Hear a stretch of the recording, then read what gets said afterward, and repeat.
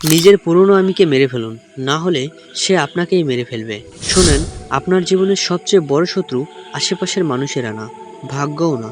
সবচেয়ে বড় শত্রু হলো আপনার ভেতরের শত শত আমি। এই আমিগুলো এমন এক একটা ধুরন্ধর শত্রু, যেগুলো আপনাকে সফল হতে দেবে না, শান্তিও পেতে দেবে না। এক আমি বলে, আজকে না, কালকে থেকে পড়াশোনা করব। আরেক আমি বলে, ব্যর্থ হলে লোকে কি বলবে রে। এক আমি শুধু প্রেমের পাগল, লাইফের টার্গেট ইনবক্স রিপ্লাই। এক আমি কষ্ট পেলেই ড্রামা শুরু করে, মনে করে সব খারাপ তার সাথেই হয়েছে। আরেক আমি অন্যের কথায় চলে, নিজের স্বপ্নের কোনো দামই নেই। এইসব বেকার আমিগুলো একসাথে আপনার লাইফকে খানাখণ্ডে ভর্তি করে দেয়। আর আপনি বসে থাকেন, মনে করেন আপনার লাইফে কিছুই ভালো হচ্ছে না। কিন্তু বাস্তবতা হলো, নতুন শক্তিশালী আমি তৈরি করতে হলে পুরনো বেকার আমিগুলোকে এক এক করে মেরে ফেলতে হবে।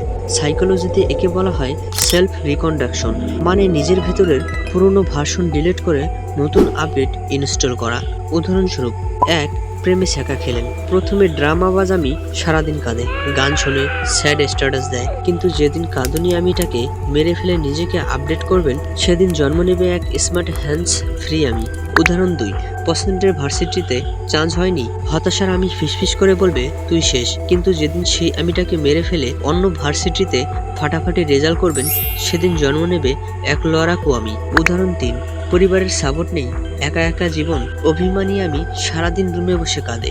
কিন্তু যেদিন অভিমানী আমিটাকে মেরে ফেলে নিজে নিজে সারভাইভ করা শিখবেন, সেদিন জন্ম নেবে এক ইন্ডিপেন্ডেন্ট আমি। উদাহরণ 4, প্রতিদিন মোবাইলে 6 ঘন্টা উড়িয়ে দেন, আপনার ভিতরে থাকে দুইটা আমি। আসলে আমি গেম, রিলস, স্ক্রলিং, পরিশ্রমী আমি সফল হতে চাই। আপনি যেদিন আসলে আমিটাকে রিপোর্ট করে লাইফ থেকে পার্মানেন্টলি ব্যান করবেন, সেদিন থেকেই শুরু হবে আসল পরিবর্তন। লাইফের কিছু গোল্ডেন রুল: যে ভয়কে মেরে ফেলে সে হয় নেতা, যে আলসেকে মেরে ফেলে সে হয় সফল, যে কষ্টের আমিকে মারে সে হয় অদম্য। আপনার ভেতরের পুরনো বেকার আমিগুলো মরলেই জন্ম নেবে আমি অদম্য, যে হবে শক্তিশালী, প্রভাবশালী আর সমস্যা মুক্ত। এখন প্রশ্ন হলো, আজ আপনি কোন আমিটাকে প্রথমে মারবেন?